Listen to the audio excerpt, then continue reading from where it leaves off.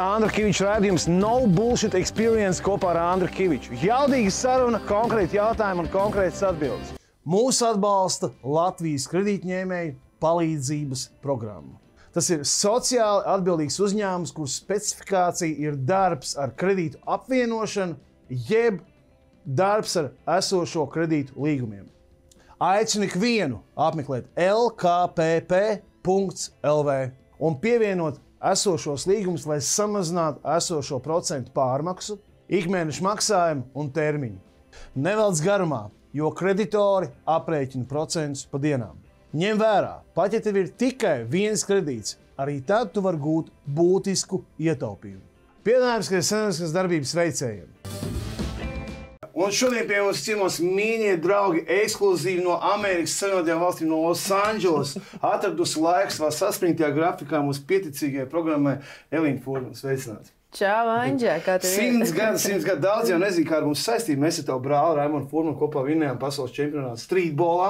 Un tad, kad tev bija 15 gadi, tad tu biji sievietes balss, dziesmā tu tojies sev, un dziesmā tu esi viens, kas man aizkārši divas labākās dziesmas. Tieši tā. Un man ir bildi, kur mēs kopā dziedam kabatā. Klubā un tāds sarkanas džemperītis mugurā. Adīts ar tādu turtleneck tādu augšā. Zodam tāds džemperītis, tāds Matīs, ļoti nopietni un tā. Jā, un neviens arī nezin, kā mēs teju dzērām, ka man bija toreiz kāds 7, 8 gadi, un es tev rādīju, ka es rakstu dzēju. To tu atceries vispār? Un mana omīte mums deva vitamīnu dzērienu. Omīte deva vitamīnu dzērienu, jā, un kā viņa teica. Jā, viņa vienmēr deva to vitamīnu dzērienu, viņa teica dzīvie vitamīni. Dzīvie vitamīni, jā. Tā kā mēs esam grozījušies bērnībā kopā. Klau, un šodien ir 26. jūnijā mēs ierakstam šo raidījumu. Būtībā ir tikko nolīgots, jā, mums tās maziņš vibrators liekšā ir, tiksim, trīciklīts, jā, normāls. Bet, kā tev, Jāņi, kur tu līgoji vispār?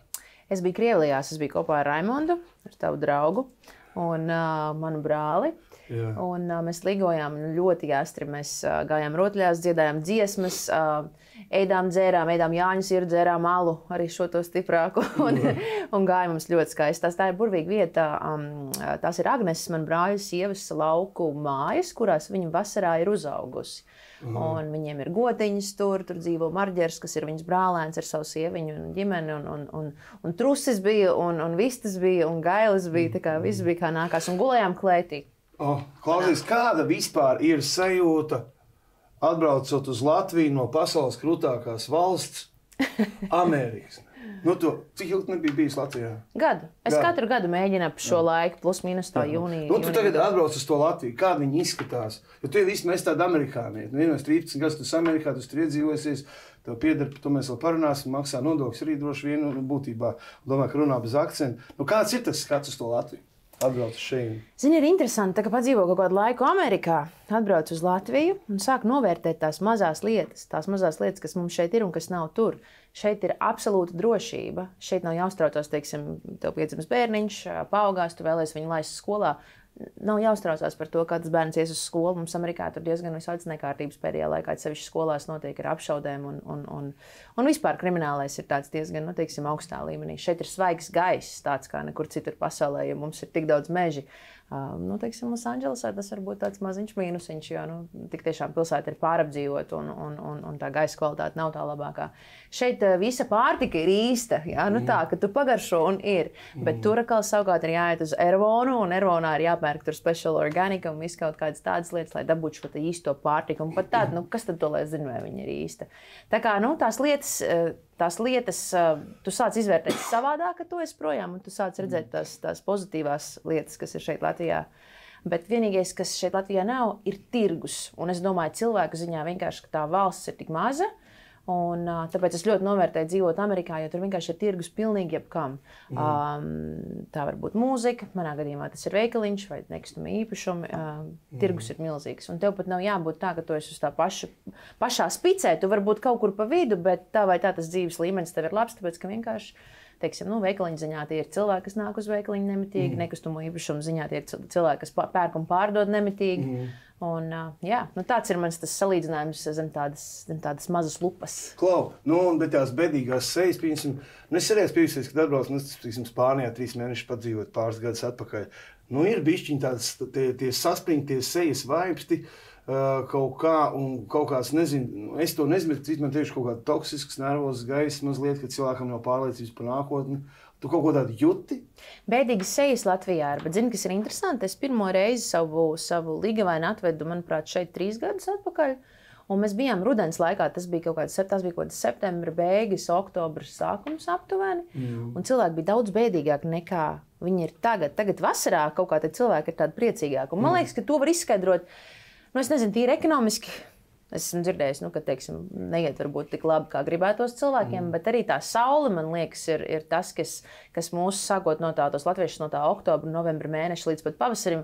Es atceros sevi, piemēram, bija janvāra, februāra mēnesis, vienmēr bija mazliet tādā depresijā, jo saule dažreiz neiznāk visu mēnesi, neizlien ārā no mākoņiem. Tu piecelies no rīta un ir pelēks, un negulēt un ir pelēks. Losandželosā ir 300 saulainas dienas gadā, ne? Un tur ir visu laiku tā saule, jā, un tās palmas. Un man liekas, ka tas laiks bija viens no tiem pirmajiem, kas man tā kā lika arī pārvākties uz to. Tu gribētu atgriezties Latvijā, dzīvot? Es nezinu, vai tā, ka dzīvot, varbūt mazliet vēlāk, kad es palikšu vecāka, bet es gribētu, lai man būtu mājas gan Losandželosā, gan Latvijā. Un es domāju, es pie tā piestrādāšu arī un varbūt nopirkšu kāds īpašums šeit sev. Jo īpašuma cenas mums arī šeit ir ļoti labas. Teiksim, salīdzinot ar tām lielajām valstīm, jo Amerikā tieši Kalifornijā vidējā cena īpašumam šobrīd ir 1,2 miljoni. Savukārt šeit klusajā centrā tu vari skaistā mājā nopirkt kaut ko par 400-500 tūkstošiem, tādu, kas ir grande dzīvoklis. Ja? Bet tas 1,2 miljonu Losandželosā tas nebūs nekas tāds. Tāds kā wow. Bet šeit klusajā centrā tu savukārt var iznākt ārā un tur ir visas tās mūsu skaistās jugendstila mājas un papriecāties.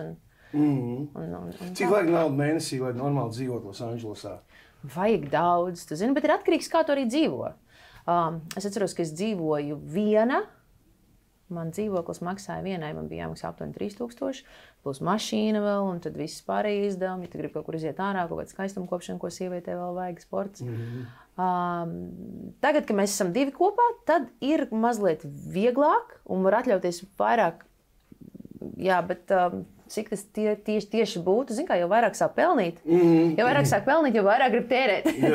Var izdzīvot, es domāju. Man ir tāda granda dzīvokļa. Es domāju, ka var izdzīvot gan jau par kādiem 4-5 tūkstošiem. Es domāju, mēnesī var izdzīvot ar visu dzīvokli. Savilkt galus, jā, jo viss ir ļoti dārgs. Un Losandželos, es neesmu tagad pārliecināta, kurā vietā viņi ierindojās tieši no dārgākajām pilsētām Amerikā, bet man liekas, ka viņi ir kaut kādā 3. vai 2. vietā. Ko tu teiksi tiem, kas saka, ka tajā Losandželosā nekā nav, tur 60,000 bomži, tur viss tur šāv viens otru un tā tālāk Mums ir problēmas šobrīd. Es nevaru teikt, ka mums to bomžu nav. To bomžu mums tiešām ir ļoti daudz. Bet ir kaut kur vienā apmēram lokācijā. Viņi ir tajā Skid Row, kas skaitās downtown, it kā. Bet tagad pēdējā laikā viņi sāk jau parādīties viss kaut kur citur, arī Holivudā. Kādreiz viņi vairāk tur, kur tie debesskrāpi bija tendējušies dzīvot. Bet tagad ir tā reizēm, kad es atnāku uz savu veikaliņu, uz savu darbu, un it kā uz Melrose Avenue, kas ir pie West Hollywood robežas. Tur it kā viņiem nevajadzētu būt, bet tur aizmugurē man parking lotā ir uzcels kāds telti un atstājis tur kādu brūnu brīnumu.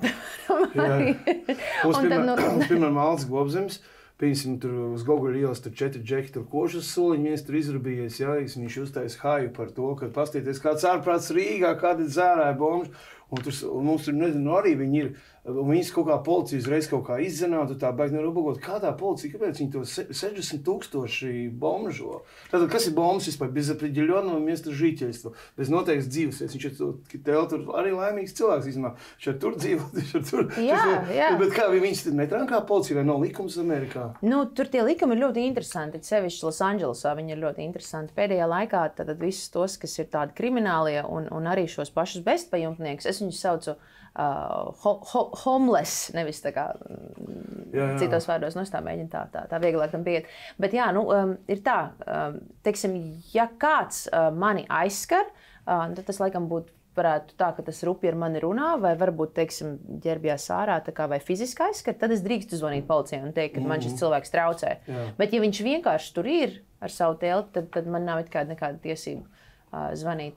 Un aizrādīt. Bet, zini, es kaut kā ar viņiem esmu iemācījusies arī tā, ka sarunāt kaut ko un tā mierīgi, nevis klupot uzreiz virsū, bet tā, ka... Tomēr ir kāds bombs, es liekas, ka viņš smird, nodzēries, apčurēs, bet homeless cilvēki arī ir teiksim, YouTube'ā pastīties tos stāstus, tur ir tādi stāsti, ka cilvēkiem ir, teiksim, sieva gājis bojā ar abiem bērniem, un viņš tā arī neatkopjās no tās traumas un vairs nevar saņemties. Nu, visādi ļoti traģiski dzīves stāsti. Ir ļoti traģiski dzīves stāsti, un mums ir viens tāds Melrose Avenue, tajā veikala area, tāds, kā viņam vārds aizmirst tagad, Military Mike. Un viņš jau tur ir gadiem. Nu, viņš ir militārais cilvēks, viņš ir kalpojis amerikāņu armijai. Un es šad un tad pa laikam viņu parunājos, tad es viņam paprasu, lai viņš man piepalīdz kaut ko tur piekārtot. Un viņš īstenībā ir super cilvēks. Tikai, aizjūt armijā, viņš ir redzējis daudz traģiskus notikumus, un tā visa rezultātā tad viņš ir, teiksim, šķiet, ka it kā viss ir ar viņu kārtībā, bet, kad tu aizrunājies, tad tu jūti, ka tur parādās kaut kāds tāds šizofrēnijas mazliet pazīmes. Tad līdz ar to viņš nav īsti tā kā līdzsvarots, bet viņš vienmēr ir sakopies un tīrs un ļoti jauks cilvēks. Ziņā, varbūt daudz nesaprot, kāpēc tu īsti Amerikā aizbrauc, jo no malas likās, tev mūzikas ieraksta gada balva par albumu Welcome to the Club Day mūzikā, tu esi saņēmusi augstāko novērtējumu Latvijā. Vairs neko Latvijā augstāku nevar dabūt, teiksim, kādu savā žanrā dabūt to mūzikas ieraksta gada balvu. Tad vēl viena mūzikas ieraksta gada balva par remiksu, jā. Tad tev ir pēkšņi dīstēv restorāns, bārs, Vecrīgas sirdī kopā ar Santu Kolu, jā. Kur tu brauks? Apbalvots cilvēks, restorāns, bārs. Kāpēc tu aizbrauc prom īsti? Es, man liekas, pati sev pārsteidzu ar šo lēmumu, bet tā tas kaut kā notika, manuprāt, tāpēc, ka toreiz neviens īsti nerunāja par tādu mentālo veselību, ja? Ka, teiksim, tu esi publiska persona, tu dari savu darbu, un teiksim, es biju ieņēmusi tādu ļoti spēcīgās jaunās sievietes pozīciju, un es biju tāda, nesalaužamā, tāds tornado gāju, apkārt, un man vienalga, ko par mani saka, un es tikai turpinu, un kā tu teici, dabūnu viena gada balvu, dabūnu otru, un atver restorānu un klubu, un viss baigi notiek, ja?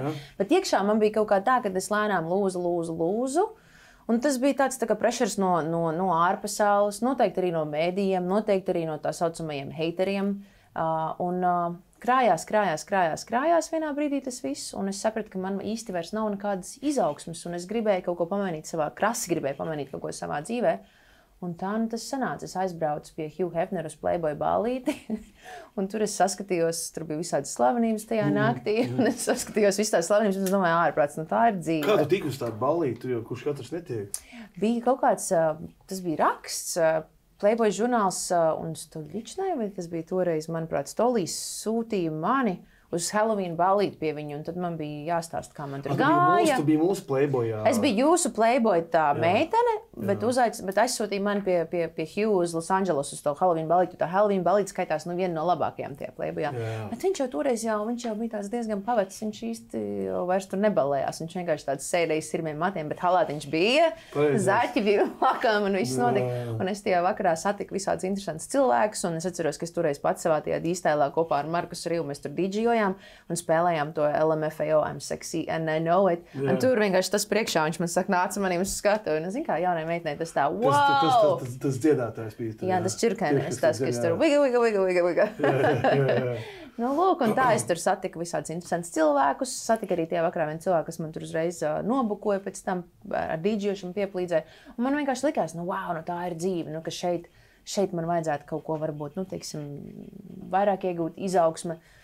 Un tā arī bija. Tas sākums bija ļoti wow, un pēc tam, protams, sākās grūtības, kā jau vienmēr, un tad bija tāds tumšais periods, un tad es tomēr kaut kā izcēlos akalārā. Tas jau ir tā, pareizi, tu uz Ameriku un pirmais nokļūst ballītē, un tu lejos tās īstā Amerika, jo Latvija gandrīz visi, kuriem es esmu runājis, sākumā tur strādājos celtniecībās, gulējuši kaut kādos bēniņos, un kamēr lēnām iztuši. Kā bija tev, tu vienkārši sēdēji un izdomāji, ka tu gribi braukt uz Ameriku, vai tieši pateicoties tam Playboy? Tu uzaicināji kāds? Man uzaicināja uz to pasākumu. Pirms tam es vispār biju Amsterdamā. Es biju vienā citā tādā dance music, Amsterdam dance event. Es nebiju plānojis palikt. Es vienkārši atbraucu ar vienu to čemodānu, bet es sapratu, ja es aizbraukšu atpakaļ uz Latviju, tad atkal viss man iesūks iekšā tajos vecajos darbos, jo ļoti viegli ir, teiksim tā, atbrauc atpakaļ un darbs pēc darba, un tu tā kā ļaujies tam tai plūsmai, ja, bet tu tā kā tajā pašā laikā tā kā pazūd, un tu zini, ka tā izaugsme vienalga nav īsti nekāda. Man bija bail no tā, ka es aizbraukšu atpakaļ, un man atkal iesūks viss tajā iekšā, un es netikšu ārā, un es nekad neizraušos. Un man likās, toreiz tas vecums arī bija tāds, attiecīgs, ka tev ir 20 knapi tur pāri gadi, man bērni vīri nav.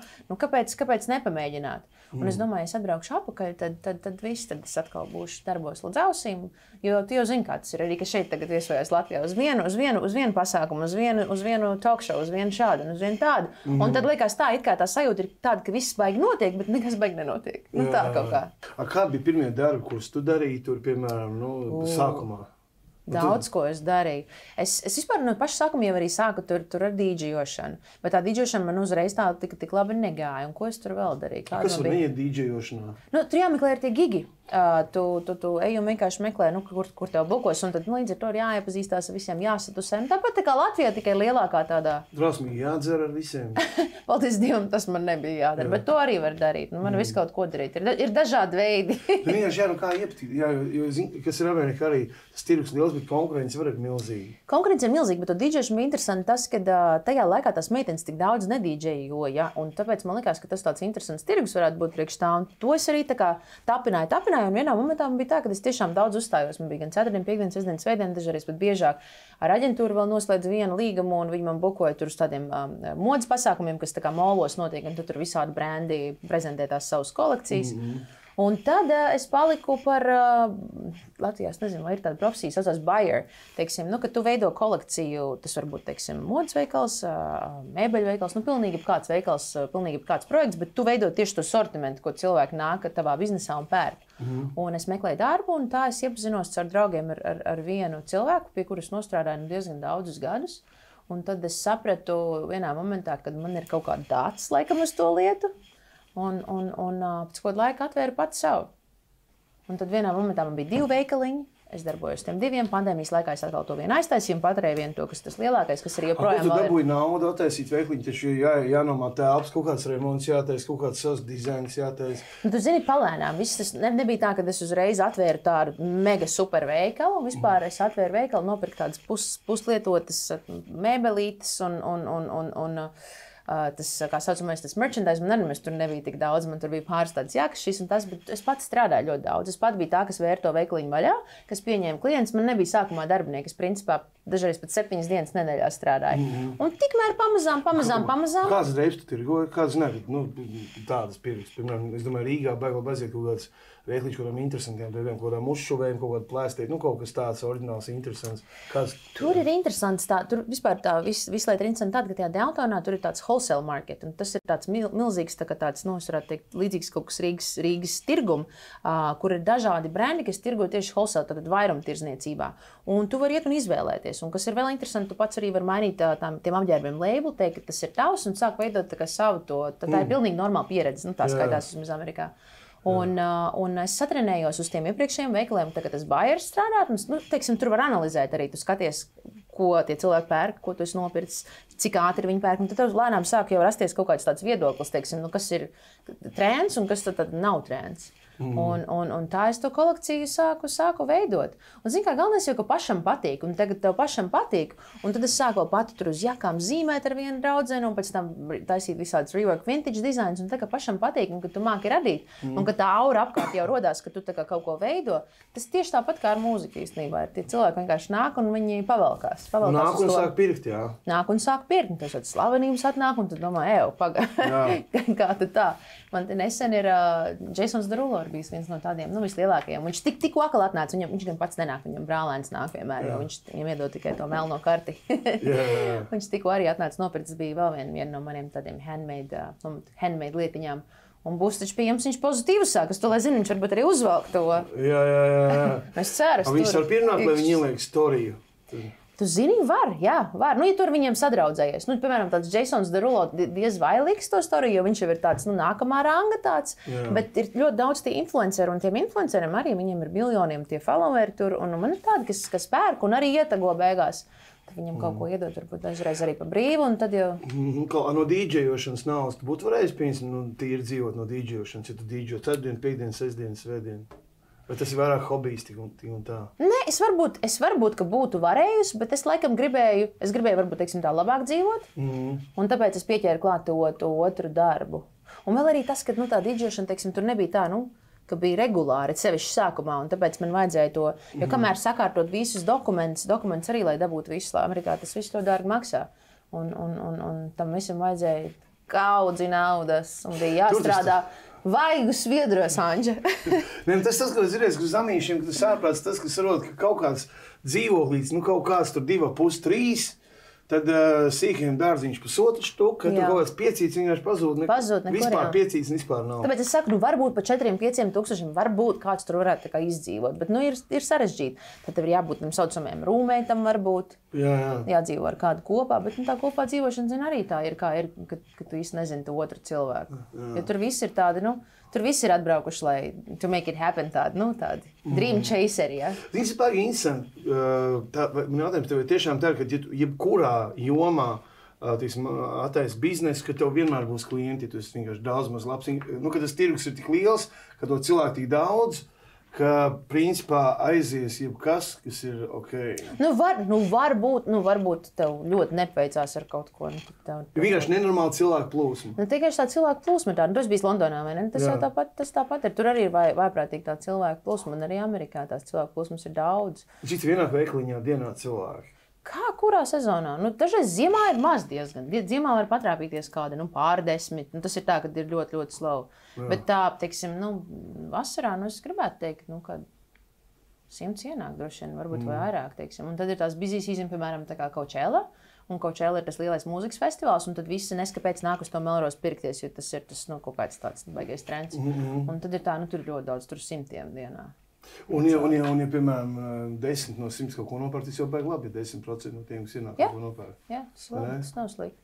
Un tie sēli jau arī, tas ir atkarīgs, teiksim, kāda tā publika. Dažreiz tas viens ienāk, un viņš iztērē daudz vairāk nekā 10 kopā, ja? Tā kā viss ir ļoti dažādi. Pasies, riebīgie žurnālisti atkal parādot meitenei 2 gadu balvas, ja, un restorāns un kas. Un viņi nesaprot par to mentālo veselību. Viņi nesaprot, ka var norakt. Un zinies, tie cilvēki, kas to nav saistīti, tā kā neņem galvā, ja.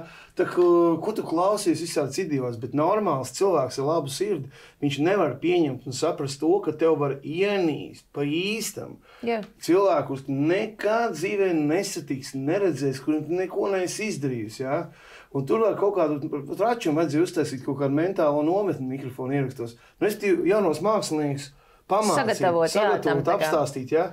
Tev aplaudēs ļoti daudz, ja, bet tev arī, no gals līdz kājām apdirsīs tā, ka tu vienkārši, jo mums bija lienta, tas haiss sākumā, nedēļā 28, ka nogalinās mūs. Pilnīgi tā. Mēs nogalināšu lienas, mēs nogalināšu jūs nogalināsim. Tas ir diezgan tik traki man nebija, bet man bija tādi vaiprātīgie komentāri. Un es atceros, ka man bija draugiem LV profils, un es beigās izdzērsos no viņa pat ārā. Vai pat neizdzērsos, bet vienkārši pametu to profilu, jo tie komentāri tur tiešām bija tik tādi, dzēlīgi. Un man bija arī pārsteigts tā, ka cilvēks kāds vienkārši, pilnīgi man nezinot tāds, ar tādu tik ļoti riebīgu attieksmi. Bet, redzi, tā jau ir viņu pašu problēma, jo viņiem kaut kas manī nepatīk tāds, kas viņiem pašiem nepatīk sevi. Un tas ir tas apgrieztais spogulis, ja? Tas labs, neviens heiters nedzīvo labāk kā tu. Jā, tā arī var būt. Tā ir. Jā. Tie, kas dzīvo labāk, tie ir norūpējušies par saviem biznesiem un tā tālāk. Ja? Un es tā klausies, ka tev pēdējo reizi bija koncerts, kad tu dziedāji savu koncertu. Kaut vai 40 minūšu garu koncertu. Atceries vispār? Manu 40 minūšu garu koncertu? Man bija tad, kad man bija tie Welcome to the Club, jo tad, kad man bija tas restorāns klubs, tad es uzstājos vairāk tā kā DJs. Bet tu koncertu domā, ka DJs sēc arī dara? Nē, vienkārši uz mīnusiņu kaut vai tas dziedāšanas koncerts. Un tas bija Welcome to the Club laikos, kad man bija tas albums. Un tas ir daudz gadus atpakaļ. Bet šodien man arī bija mini koncerts. Es nodziedāju Dūdieviņu TV3. Man skanēja. Mazliet ierosējis ir, bet skanēja. Tev bija ļoti laba balss. Ļoti tāda precīzi, tāda izjust. Tie, kas nezinu, var pastīties. Man to labākā dziesma bija Vēlreiz. Jā, tā bija ļoti populāra dziesma. Jā, Vēlreiz bija ļoti populāra tāda dziesma. To arī var skatīties, principā. Tu drīkst, jā. Bet tas angļu nepatīk albums, tev likās, ka tas bija pa daudz bija? Nē, tas vienkārši, tā ir tāda dziesma, ko tāds letiņš, kas tev nezin, var paklausīties, lai saprast vispār. Jā. Klausies, to dziedātājs, tos mūzikas karjeras gribēju pajautāt. Tagad tu fabrikā un tā. bija kaut kāds brīdis, kad tu saprati, ka Latvijā nebūs, jo, ja mēs tā paskatāmies, laikam Samanta Tīna ir vienīgā, kurai ir izdevies no sievietēm. Viss kaut kur pazūd. Lindas Līna, Madaras Celmas, visas tās meitenes, tās, kas tur Emmy un Lady Bird, un kas tur vēl bija. Pareizi, es pat nebiju vispār piedomājies. Viņas kaut kā Latvijā kaut kā neaiziet. Ja tu pasties, piemēram, Latvijā aklas mākslinieks vai kaut kāds grupas vai kaut ko, tur visi ir džeki. Bet Linda taču arī aktīvi joprojām. Es neesmu dzirdējis. Es nezinu, es varbūt, es arī kā esmu sociālajos tīklos. Aiša ir ļoti aktīva. Aiša, izņēmums Aiša, jā. Samantīna Aiša. Jā, un Aičons ir ilgas gadus. Aičons ir... Jā, un Mārupa un astronautos. Astronauti. Ir, tas ir tā, bet 3 uz visu tā fona. Tev bija sajūta tāda, ka, kā arī gribēja došiem būt slaveni dziedātāji populāri Latvijā. Bija kaut kāds moments, kaut kad, kad tu saprati, ka bļāviens te nebūs. Man nebija tā, ka man gribējās būt slavenai dziedātājai, bet tu zini, ka man vienmēr gribējās to mūziku nodarboties. Jo tu atceries, ka es biju mazs arī rakstīt visādas dzejojus un komponēju un tā. Es sapratu kaut kādā momentā, ka to popularitāti diemžēl vajadzēs, lai varētu to visu tā kā apvienot, bet es nebiju gatava, laikam gatava tam spērienam, kā tas būs. Un kā tu teici, vajadzēja gatavot mūs noteikti. Starp citu, Talantu fabrikā mūs mazliet gatavoja. Mums mācīja par to, kā tas būs, un diezgan precīzi arī tas viss tā arī bija pēc tam. Bet kāds bija jautājums? Es kaut ko aizdomājos. Jautājums par to, ka, man jāsaka, tiksim tā fabrika, tad tu paliec populāri, tev ir mūzikas gar balss, vajadzētu sekot Latvijas tūrei, koncertiem, varbūt kaut kam lielākam. Kur norāvās, kurā brīdī? Kurā brīdī norāvās? Zinu, kurā brīdī norāvās, tad, kad es sāku tā kā vairāk uz to dīdžejošanu aiziet, jo es aizrāvos ar to, un tas man ļoti patika. Un tad bija klubs restorāns, un tad mēs tur uzstājāmies, principā regulāri arī 4. piekdienas, sestdien mēs tur dīdžojām. Un tie pasākumi jau bija daudz arī, kur aicinājumi. Dažreiz vajadzēja dziedāt, dažreiz dīdžot, dažreiz vadīt. Un man bija iespējas, pielieties arī jaunajā vilnī. Bet es sabijos kaut kā, jo man likās, ka tur jau vispār būs tas nākamais levels tam kaut kādam, teiksim, tam heitam un tā. Un es domāju, varbūt man daļās mentālās veselības nevajag. Un tad, starp citu, man ļoti labs Eirovīzijas piemērs bija mana draudzene Aija, kur piedalījās Eirovīzijā. Un viņa aizbrauca uz Eirovīziju, un viņai nebija laba vieta. Un kā tie mēdīji pēc tam viņu tur nolika tā, diezgan smagi. Un es redzēju, kā tas arī viņu ietekmē, jo mēs toreiz bijām pavisam mazas meitenes vēl. Un es, man liekas, sabijos. Kaut kādā veidā, ka es sabijos, ka būs vēl negatīvāk. Un ka tas ir katru reizi, kad kaut kas tāds it kā liels notiek, un tad ir tāda smaga depresija kaut kāda. Vismaz man tā bija. Un tā drāmas ir tāda augsta vilna, kamēr tur tiec tam pāri, paiet laiks. Un es varbūt kaut kā tajā momentā mazliet sabijos no tā visa. Reiz mēdījiem jau vienmēr ir vārds un uzvārds, ja? Un tiem visiem kretīniem ir vārds un uzvārds, un visām tām vecinēm nelaimīgajām, kuras sit darbu sapulcē ar kulaku pa galdu un auros padotiem, man vajag asinis, ja?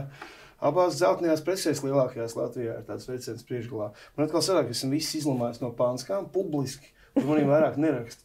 Viņi domā, ka man noraksta. Un varbūt tas ir labi, ka pat viņiem vairāk neraksta. Tev vismaz mierīgi var gulēt. Man bija tik daudz darba kā tagad muzicēšanas, ja viņi domā, nerakstīs, un tad baigi man iegriezīs, ka es pazudīšu. Ja? Tikai tie nelaimīgie žurnālisti ir aizmirsuši, ka viņi vispār nevienam nav vajadzīgi. Tagad rulē TikToks, rulē Instagrams, rulē Facebooks, sociālajie tīkli, ka viņi pilnīgi nevienam vispārībā var sados, ka man tur no galvas līdz kājām uz 30,000 metienas žurnālam, ja? Un es vienkārši sapsihojos, uztaisīju laivu fesīti uz 8,700. Un es sapratu, ka esmu 3 reizes stiprāks mēdījis nekā mēdījis. Es tā runāju ar pāris māksliniekiem, arī vietējiem šeit Latvijā. Tieši tas, ka šie sociālie mēdīji ir tik palikuši tik spēcīgi. Protams, ja tu ar to strādā, ja tu regulāri posto un izmanto to. Man tas viss ir diezgan kaut kāds tāds jauns darbiņš, jo es kādu laiku biju noklusus tajā jomā. Tā kā man jāmācās viss no sākuma. Bet jā, tā ir un var tūkstošus un tūkstošus sasniegt. Un bieži vien ir tā, ka tā tava auditorija savācās lielāk, manuprāt, nekā tai televīzijai un radio. Bet es tikko izdevu savu dūdieviņu, un man uzņēma, šodien es biju no rīta TV3, un tad kādu nedēļu, man liekas, 10 dienas atpakaļ es biju Latvijas televīzijā, un es dzirdēju, ka Latvijas televīzijā ir ļoti labi reitingi. Kā tu vispār tagad, ja kāds vēl nezina, tu esi izlaidis jaunu dziesmu Dūdieviņš savu versiju, Imanta Kalniņa dziesmu. Kā tu izdomāji ņemt tādu Dūdieviņu, nevis kaut kādu, nezinu, Depeche Mode ir Enjoy the Silence. Let's meet on the beach. Jā, Kamēr bija pandēmija, tikmēr bija daudz brīvu laika. Un ko es izdarīju? Es Losandželosā aizgāju producentu skolu. Es nopirku pats savu kompjuterīti, nopirku pats savu mazo sintezatoriņu, Scarlett to mazo kastīti, kur tu pieslēdzies klāt, kur var ierakstīt vokālu un Ableton programmu. Un tā es tur pāris mēnešus mācījos, kā to visu var darīt. Pie masterēšanas es netiku pati, tāpēc, ka tas tur ir pārāk sarežģīti, kad sāk jau līmeņus tur griezt tām skaņām. Bet, teiksim, tādu asaku uzbūvēt gabalam no A līdz Z es varu izdarīt visu, kas man, teiksim, ienāk prātā. Un vispār bija tāds interesants moments, kā jau saka, paliekam vecāki, tad kā paliekam arī gudrāki, cerēsim, ja? Bija tāds interesants moments, pagājušo gadu bija dziesmu svētki. Skatījos, draugi bija salikuši Instagramā un visos sociālos mēdījos video. Godīgi tev pateikšu, man tā paķēra mazliet emocionāli. Es pat mazliet tā kā apraudājos, kas man nav īsti raksturīgi. Jo man bija viens moments tāds, kad es negribēju vispār īpaši saistīties ar Latviju. Man likās, bija baigi salūst tā, visu to mēdīju uzmanību. Un tā man likās labāk savā mazajā čauliņā sēdēt iekšā. Es pat bieži vien cilvēkiem neatbildēju. Manuprāt, tu arī bija viens no tiem, kas man zvanīja. Man bija tā, ka man bija pat mazliet bail. Ja? Bet kaut kas man pavērās pagājušā gada vasarā, un es saklausījos visas tās skaistās dziesmas, kas mums ir. Un kaut kāds tāds spēks manī pamodās un uzgooglēja mans mīļākais prezidents Vairs Vīķis Freibergas runu. Mēs esam stipri. Atceries, ka viņi teica, mēs esam vareni. Un manuprāt, tā vienkārši ir fenomenāla runa. Un es domāju tā, ko es tagad varētu darīt ar to mūziku? Man tur ir saproducēta visādi ārzemju remiksi, man tur ir Depeche Mode, viss kaut kādi, tur Pink Floyd, viss kaut kādi. Bet es domāju, kā es to tagad konceptuāli tagad vienkārši likšu TuneCore, laidīšu Spotify, kam tas vispār interesēs. Es tā sēdēju, es domāju, bet es taču esmu latvieti. Es taču varētu arī, teiksim, savu mīļāko latviešu dziesmu ietērpt tādā pašā elektroniskās deju mūzikas ietērpā. Un vienkārši paskatīties, kā tas ies, jo, Amerikā diez vai mana dūdie, viņi sanāks uz CNN no rīta aiziet un nodziedāt, ja? Bet šeit savukārt man ir tā foršā platforma. Es izdomāju, ka es pamēģināšu ar latviešu gabaliem sākumā, varbūt kādiem 2, 3, un tad jau redzēs. Tad lēnām arī varbūt tos ārzemju, bet es viņus taisu pati, producēju pati no A līdz Z, un man tieši tas pats process ļoti patīk, un tagad es to daru, man tā ir tāda terapija, jo es aizraujos, es klausos tās skaņas, tu zini, kā tu izvēlēsi skaņas, teiksim, konkrēts, es tāda kā meditācija. Un labāk strādā nekā visas terapijas un visas tās lietas. Jā, vienā brīdī jau tā producēšana gāja stāsts, dzirdēju tādu stāstu, ka ir meitene ierakstīja dziesmu planšetē, braucot, principā 15. trolejbusā. Tur iet, zin kā, midī klaviatūra, tur uzliek būs, tur basa līnija, kaut ko vienīgais planšetē nevar iedziedāt. Un tad beigās ir, do you want to mix this song? Yes, are you sure? Yes, think, do you want to master this song? Yes, sure. Arī šo, yes. Un viņš gan nomiksē, gan nomāstrē. Arī nomiksē un nomāstrē beigās? Jā, kaut kāds automāts, nezinu kādā līmenī, bet vienkārši, ka tagad vispārībā, ja, kad tur, tagad bija šis prikols, bija, kad tu uzrakstīji žanru, atslēgas vārdus dziesmai, un viņš uztaisa tev dziesmu. Tāds pat ir tagad izdomāts? Jā. Es mēģināšu atrast, kur tas bija. Bija viens čals, ka viņš ir blūzā. What did you left me and everything was so good, vai ne?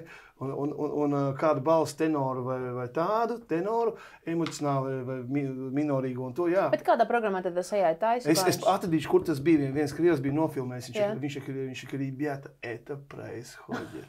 Es zinu, ka viņi to tekstu raksta, tik daudz es saprotu. Nē, kaut kāda robota balss, kur rašķi no cilvēku balss, jā. Why did you... Vai you let me? Ja tu gribi piesmakuši balsi vai tīrāk balsi? Ja gadījumā man blankamais blūziņš, tad tu zini, ka es viņu dabūju. Bet klausies, bet Detlefs, piemēram, nebija 15 gadus rādījies gaismā, un viņam pilns palādījums, jā. Un tev arī tu aizbrauc 12. gadā vai 11. Es 12. jā. Es tev tagad atkal baigi nāk modē mākslinieki, kas nav 15 gadus ir bijuši, vispār pazuduši kādu ilgāku laiku, un viņiem ir tāds comebacks tāds, tā kā es domāju, tev vajag kaut kā pa koncīti domāt. Ja? Es domāju pa koncīti, es domāju droši vien vairāk tā kā uz nākamo vasaru, jo es gribu konceptuāli visus tos gabalus palaist, paskatīties, kas man tur ir, paskatīties, kāda arī cilvēku reakcija, kā jūs jau teicu, man tas viss ir atkal jauns. Un kas ir interesanti, Tas padara kaut kā tādu, es negribētu teikt, ka padara man jaunāku, bet man iedod tādu kaut kādu jaunu dzinulu iekšā. Tas ir baigi interesants, jo tev ir biznesa Amerikā, tu atbrauc uz Latviju, uztais koncertu, sareklamē rītī, tur kaut kāda kampaņa, tur tā un šitā, kaut kādu video rulīt koncertam. Plāns ir. Fantastiskā atgriešanās. Elīna Fūrman, DJ Ela ar atgriešanās koncertu vēlreiz. Un iznāk Anģeļa ģitāra vēl. Jā. Un mēs vēl varam to duetu nodziedāt arī, bet to es šodien tagad un te. Un starp citu, par to man ir stāsts, man tev ir jāapstāst. Pagājušajā nedēļā bija pasākums, vai aizpagājušajā nedēļā jau Markus arī uzstājās Digital Art House. Un tur vien bija tāda jauna meitene, viņa man pienāca klāt, un vispār man šajā ceļojumā ļoti daudz pozitīvu cilvēku nāk klāt un samīļo, un visu kaut ko labu pasaka, un viņa saka, es tevi atceros no veciem laikiem, kad tu biji tāda maza meitene, tu spēlēji ar zēskārs kopā un dziedāji ar viņiem. Un es domāju, kā tu tur vispār tiki iekšā? Jo man zēskārs bija visa mana dzīve. Jā. Es teicu, caur pazīšanos. Viens dziedājot arī labi, jā. Un tā, klausies, kas varētu cilvēkiem vēl interesēt par tavu gradzenu, jā. Iekšā, kā es ierakstu, Elīna Fūrmana ierakstu, izlasu ārā Delfi tēmas. Pirmais, kas izlasu ārā, Elīnas Fūrmanas sadarbināšanās gradzens ir tik dārgs, ka par tādu naudu Latvijā varētu nopirkt māju. Jo viņi man toreiz prasīja tāds interesants jautājums, un tas, man liekas, bija tas pats kanāls, kur tev bija realitātes šovs ar savu sievu. STV, jā. Un viņi man prasīja tādus, tos izaicinājošos jautājumus, un viens no tiem bija, cik tad maksā tas gredzens? Es neteikšu, cik viņš maksā. Ko tad varētu nopirkt? Tā, lai es jums atsiet, es teicu, māju varētu nopirkt, bet mājas jau arī ir dažādas, tā kā, to es neteikšu. Nē, tas ar to naudu, ja ir, tas saproti, vēl dažas meitenes ir pateikuši, cik viņām vajadzētu mēnesī naudu, un tad visi domā, ka viņai tik arī ir, un tā tālāk. Es domāju, ka par to naudu vispār nav ko satraukties, jo gal beigās tā nauda ir enerģija. Tā nauda nemaz nav tā, ka, man tagad būs 100 000, es būšu laimīga. Nauda ir laimīga tikai tad, kad tev ir brīvība, ka tu vari darīt tieši to, ko tu gribi darīt. Manā gadījumā es varu radīt mūziku, ja es vēl varu savos nekustamajos un modes biznesiem mazliet padarboties un vēl paceļot, man neko vairāk nevajag. Bet tiem nekustamajiem Amerikā, man liekas, tur katrs otrais cilvēks ir māklers. Ir tur kā var tajā konkurencē izsisties? Labi, tu labi izskaties un tā, un Amerikā nav īstenībā pārāk daudz skaistu cilvēku. Ir. Sevišķi Losandželosā. Viņi visi tur ir skaisti un neviens nav resns, tā kā mēs nezinu, kāpēc esam domājuši šeit Latvijā. Ko tas bija Tenerifē? Nesen, nezinu, neviena labā formā. Tiešām? Jā, nodien visi tādi. Miami, tas ir vispār, jo katrs otrais var arī domā, ka viņš būs aktieris, vai ne? Jā, katrs otrais domā, ka viņš būs aktieris. Ļoti daudz tagad ir arī to mākleru. Un vispār visi tie TV šovā arī tos cilvēkus pamudinājuši, tās ļoti daudz jaunas meitenes un sevišķi krievu tautības meitenes ir izdomājuši, ka viņš būs mākleris. Viņas iet tajā biznesā, bet ko tu viņām pārmetīs? Cilvēks dara, ko viņš grib, un lai viņam veicās. Bet zinu, ko es tev pateikšu vienu lietu. Gan tā mūzika, gan tā mode, gan nekustamais īpašums, visu saista viena lieta – cilvēku attiecības. Un kā tu māki ar cilvēkiem sadraudzēties, apieties un kā tu jūti to cilvēku, saproti? Un, teiksim, caur to mūziku, jo no mazām dienām es iepazinu daudz cilvēkus un dažādu veidu cilvēkus un dabūju pa dubs arī no visiem mēdījiem un tā tālāk un joprojām. Ar to modi atkal ir tā, ka tajā veikaliņā tik daudz dažādu cilvēku iepērkās, ka tu jau zini, ka tieši tāda tipa cilvēks aptuveni gribēs to, ka tu jau sāc tā kā analizēt, tu sāc tā kā saprast to cilvēku. Un tas nekustamais ir ļoti, ļoti līdzīgs. Ja tu radi tam cilvēkam tādu labu sajūtu, teiksim, ka viņš tev var uzticēties, tu vari lielas lietas kāst. Būtībā jābūt laikam ļoti labā formātā, gribās ar visiem runāties un runāties. Kad negribās arī nevajag runāties. Kā ar skaudību Amerikā? Latvijā, piemēram, atkal tā, ka ir tāda, teiksim, jā. Un parunāsim par radiostacijām. Tu iedod dūdieviņu uz rāģiņiem. Kaut kas paņēma, kaut kas nepaņēma, jā? Lielākoties nepaņēma, diemžēl, jā. Jā, un tagad jautājums, kāpēc, jā? Un man tā, mēs jau par runājam pirms raidījuma, man liekas, piemēram, tas, kā es redzu, Latvijā radiostaciju vispār cilvēki nenormāli aroganti. Šausmīgi augstprātīgi, jo redz, viņiem atsūta dziesma, Elīna Fūrmana, un viņš tagad izštukos. Vai tā dziesma skanēs viņa nelaimīgajā radiostacijā vai neskanēs. Un viņam ir pēkšņi kaut kāda vara, un viņš pēkšņi dzīvē kaut ko nosaka. Plus, ja tu vēl labāk dzīvo, labāk izties nekā viņš, viņam vienkārši viņš aiz skaudības neuzliks, jā? Es saprotu, kā mums bija ar Zēskārs sākumā. Bet jūs spēlējāt? Mums spēlēja, vien bija spēlēja, Un tad vienā brīdī tas Millers un viņš šitais te, un kaut ko vairs nespēlē. Es ar Milleru kopā strādāju, vēl sēdienā strādāju. Nē, vienkārši, kad tu pilnīgi jūt, ka tā kā grau ēd tā kā nost, un tu gribētos tā kā labi ar visiem, un tu zvani tā kā idiots, un prasa, kāpēc tā dziesma, kāpēc viņa nav rotācijā, kāpēc jūs viņu neliekat, ja? Tā lēma mūsu konsīlijas, kaut kāds konsīlijas. Jā, viņam ir sava tā. 20 dziesmas jau skanējuši, un es tev, ka cilvēki tomēr vārdu, cilvēki, piemēram, tu sūti. Ja tu sūti dziesmu uz radio dziesmu sūti divkārtēji mūzikas ierastu gada balvas saņēmēji. Nevis, teiksim, kaut kāda Jolanta Pabērza no, teiksim, kaut kādas nezināmas vietas Latvijā. Pēkšņi atsūta. Es nezinu, kāpēc viņiem, es nezinu, kāpēc tā hierarhija ir tāda, es nezinu, kas tieši viņiem tur tīri nepatika. Es arī īsti nezinu, kas tur tie pa cilvēkiem, jo es tagad esmu jau bijis kaut kādu laiku projām, tā kā es to virtuvi pašu nezinu. Jā. Bet, tas bija tāds mazliet tāds skumdinošs moments, bet, varbūt, es jau ceru, ka to nākamo paņems, zin kā. Jā. Varbūt kaut ko, viņi jau lēnā dziesma tāda sapņēni, varbūt, vai es nezinu, kaut kādu ātro dinamisko gabalu, jā. Zini, kas vēl ir vēl tas, ka tas beats ir tāds ļoti moderns. Es nezinu, vai tu zini, ir tādi underground, tādi Rufus Du Sol, tādi žūnu, bet tā ir tāda vairāk tāda deju mūzika. Viņa nav īsti komerciāla. Varbūt, ka, protams, studijā viņš ir tāda ļoti leģendāra un skaista dziesma, bet varbūt tas beats viņiem nepatika, varbūt viņiem likās, ka nav īsti. Es domāju, ka tur daudz arī, teiksim, varētu nospēlēt tas, ka, kad es esmu bijis ļoti ilgu laiku projām, jā, un kad es tagad beidzot parādos, un ko te viņi tagad grib, viņi atkal grib tajos radio būt. Es domāju, ka varbūt tāda varētu būt attieksme, daļai kaut kur tā. Un tad, vienkārši, vienkārši jāpierāda, ka tu tiešām to ļoti gribi un jāturpina darīt. Un kā jau tu teici, arī mūsdienās tie sociālie tīkli ir tik fantastisks veids, kā to mūziku izplatīt. Un māksliniekam, manuprāt, vispār ir jādara un jārada, un jādara tas, kas viņam patīk. Un man, kā jau es teicu, man tas process aizrauja. Tieši tā pati radīšana. Jo pateikšu tev godīgi, teiksim, ka tu tās dziesmas prezentēt, ja? Un tas tur mazliet satraukumiņš un tā. Un visas tās publiskās un tās PR lietas. Es nevarētu teikt, ka es esmu tādā, baigā kaifā no tā, bet tas ir tā kā daļa no tā darba, un tas vienkārši tev ir jādara. Man vairāk tā radīšana, un es ceru, ka ar to radīšanu un to, kad es beidzot visu daru no A līdz Z pati, kad es varēšu beidzot sakontaktēt ar to savu īsto klausītāju. Un kas to, lai zinu, varbūt arī tie ārzemju gabali, pēc tam vēlāk man atradīs, teiksim, varbūt ne tikai cilvēki no Latvijas, bet arī no tās pašas Amerikas.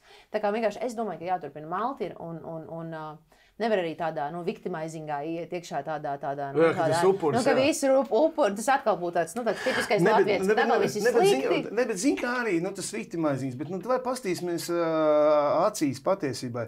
Meitene no bijusi Latvijā 13 gadus uztais coveru kolosālajai dziesmai, pie tam divreiz apbalvoti, ja? Un tā tālāk, ir jāņem.